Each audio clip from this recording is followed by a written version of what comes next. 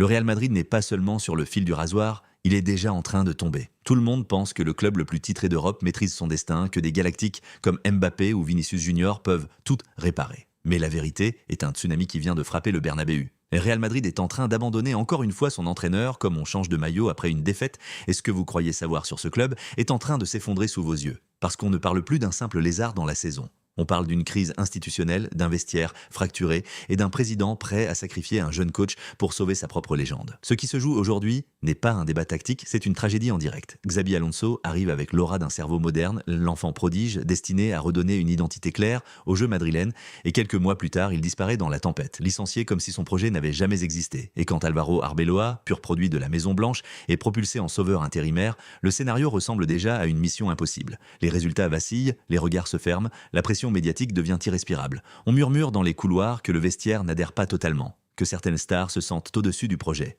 Et là, tout bascule. Des noms circulent, des géants, Jürgen Klopp, Max Allegri. Comme si le club cherchait non pas un entraîneur, mais un pompier de luxe pour éteindre un incendie qui couve depuis des mois. Mais le vrai problème n'est peut-être pas sur le banc. Et si le Real Madrid était entré dans une spirale où changer d'entraîneur est devenu une illusion de contrôle, une façon de montrer au monde qu'on agit, alors que la vraie fracture est plus profonde, parce que remplacer un coach, c'est facile. Remettre en question l'équilibre du vestiaire, les statuts intouchables, l'ego des superstars, ça c'est une révolution. Et Madrid n'aime pas les révolutions. Madrid aime gagner, tout de suite, toujours. Alors la question devient brûlante, le Real Madrid veut-il vraiment changer d'entraîneur, ou veut-il simplement un bouclier pour absorber la colère des supporters? Et si le prochain coach, quel qu'il soit, était déjà condamné avant même de signer? Voilà le vrai débat. Voilà la vraie bombe. Si tu penses que le problème vient du banc, écris entraîneur en commentaire. Si tu penses que le problème vient des joueurs, écris vestiaire. Et si tu veux des analyses sans filtre sur les coulisses du football mondial, abonne-toi maintenant, like cette vidéo pour soutenir le contenu et partage-la à un vrai fan du Real Madrid pour voir s'il ose répondre à la question que tout le monde évite.